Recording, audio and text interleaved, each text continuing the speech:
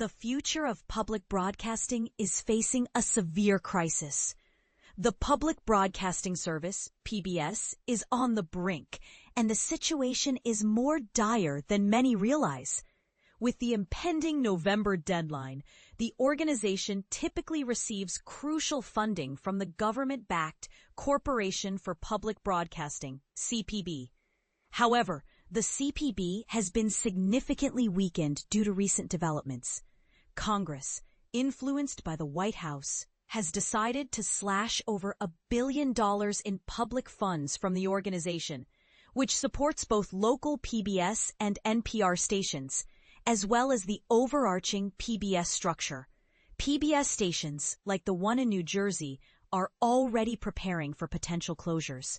Paula Krieger, the head of PBS, recently revealed the grim reality in an interview with Variety, shedding light on the challenges ahead. Krieger is especially concerned about the smaller stations, which often serve as the primary news source in their communities.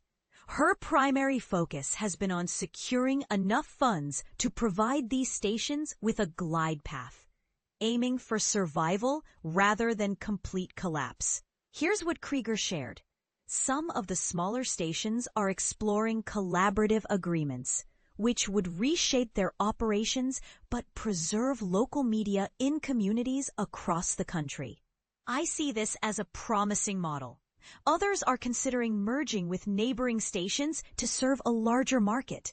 Regrettably, some stations will find this a bridge too far and will have to cease operations.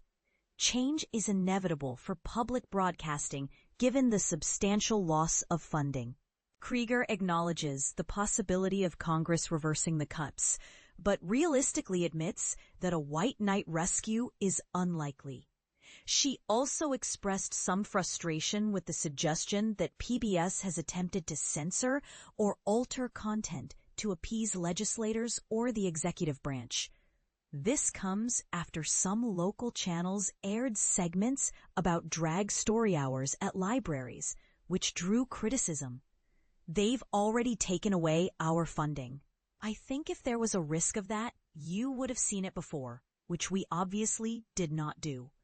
I just feel like we have been buffeted through this entire year, and we have not held back from the programs that we put forward.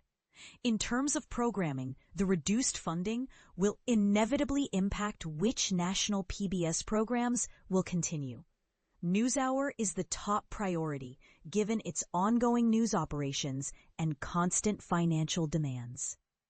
Other programs like Nova, Nature, and Great Performances are also being considered.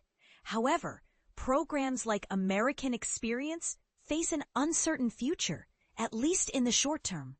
The series, which recently faced criticism after one of its directors accused PBS of removing a politically charged quote from an episode about Ronald Reagan, is scheduled to go on hiatus after the current Kissinger series concludes.